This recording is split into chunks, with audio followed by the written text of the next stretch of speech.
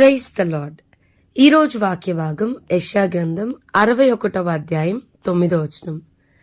జనములలో వారి సంతతి తెలియబడును, జనముల మధ్యను వారి సంతానము ప్రసిద్ధి నొందును. వారు యెహోవా ఆశీర్వదించిన జనమని వారిని చూచిన వారందరూ ఒప్పుకొందురు. ఈరోజు ఈ వాక్య భాగం ద్వారా దేవుడు మనతో మాట్లాడుతూ ఉన్నారు. ఈ యెషయా గ్రంథం 61వ అధ్యాయం 9వ వచనం గనుక మనం చూస్తే, జనములలో వారి సంతతి తెలియబడుతుంది, జనముల మధ్య వారి సంతానం ప్రసిద్ధి నొందుతుంది. వారు యెహోవా ఆశీర్వదించిన జనమని వారిని చూచిన వారందరూ ఒప్పుకొందురు. దీనికి ముందు కొన్ని వర్సెస్ మనం చూస్తే గనుక, మీ అవమానమునకు ప్రతిగా రెట్టింపు ఘనత నొందుదురు, నిందకు ప్రతిగా తాము పొందిన భాగమును అనుభవించి వారు సంతోషింతురు.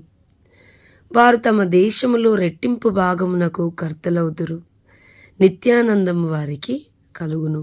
ఏలియన్గా న్యాయము చేయుట యెహోవానగు నాకు ఇష్టము అని ఆయన మాట్లాడుతూ వస్తున్నారు. సో చాలా స్పెసిఫిక్గా యెషయా గ్రంథం 61:9లో మిమ్మల్ని చూస్తున్న వారు మీ సంతానం తెలియబడుతుంది, మీ సంతానం ప్రసిద్ధి చెందుతారు.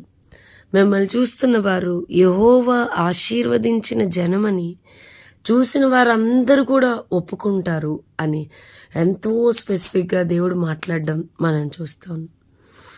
వాళ్ళని చూసిన వారు, అరే ఈరోజు వీళ్ళు ఇలా ఉన్నారంటే it's just because of their God.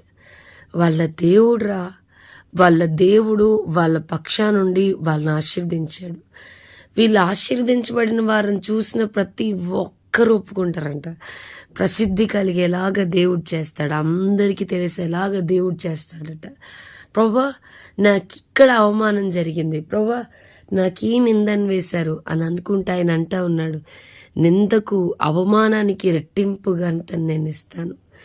నిందకు ప్రతిగా వాళ్ళు మీ భాగాన్ని మీరు అనుభవిస్తారు, రెట్టింపు భాగంనకు మీరు కర్తలవుతారు అని దేవుడు మాట్లాడుతూ వస్తున్నాడు. మిమ్మల్ని చూసిన ప్రతి ఒక్కరు కూడా వీళ్ళ దేవుడు వీళ్ళ ఆశీర్వదించాడు. నిజమే కదండి.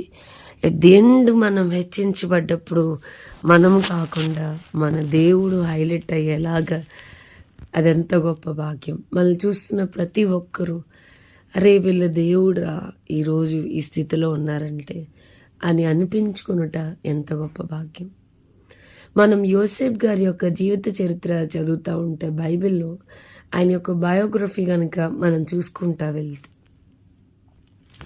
ప్రతి దాంట్లో కూడా ప్రతి స్థలంలో కూడా యెహోవా యోసేపునకు తోడై ఉండను గనుక, యోసేపును మనం వెనక్కి చూస్తే తన సొంత అన్నల చేత తృణీకరించబడినవాడు, జైల్లో పట్టబడినవాడు, గుంటలో పడవేయబడినవాడు, జైల్లో పట్టబడినవాడు, బానిసగా అమ్మబడినవాడు.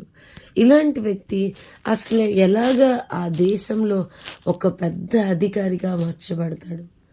How will it be possible? ఇది ఎలా సాధ్యం? వాళ్ళ దేవునికి మాత్రమే సాధ్యం. దేవుడు మాత్రమే ఇలాంటివి చేయగలడు. సొంత వారి చేత మనం తృణీకరించబడ్డా కూడా మనుషుల ఊహకు మించిన కార్యాలు ఆయన చేయగలడు. నిజంగా మన దేవుడు మన ఎడల కలిగి ఉన్న తలంపులు మన ఊహకు మించినవి. అవి ఎంతో గొప్పవి, అవి ఎంతో గొప్పవి.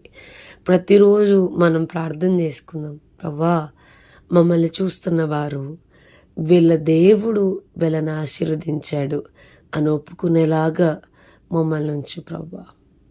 నిజంగా మనుషులకి మన బలహీనతలు, మనుషులు మనల్ని అవమానపరచడం, మనుషులు మనల్ని నిందవేయడం మంచిదే. అప్పుడే కదండి మనం ఎంత బలహీనమో తెలిసినప్పుడు మనం ఈరోజు ఈ స్థితిలో ఉండడానికి మన సామర్థ్యం కాదు, దర్ ఇస్ బియాండ్ ఏదో మనకి హెల్ప్ చేస్తుంది. మనకి కనబడని, కంటికి కనబడని ఒక హస్తము ఒక బలమైన కార్యాన్ని జరిగిస్తుంది అని అప్పుడే కదండి ప్రజలకు తెలుస్తుంది. నిజంగా ఆయన ఉన్నతమైన కృపను మనం అనుభవిస్తున్నామని ప్రజలందరూ తెలుసుకునేలాగా యెహోవా చేత ఆశీర్వదించబడిన జనముగా మనము మన కుటుంబము నిశ్చయముగా ఉందుముగాక. దేవుడు అట్లా మనల్ని ఆశీర్వదించునుగాక.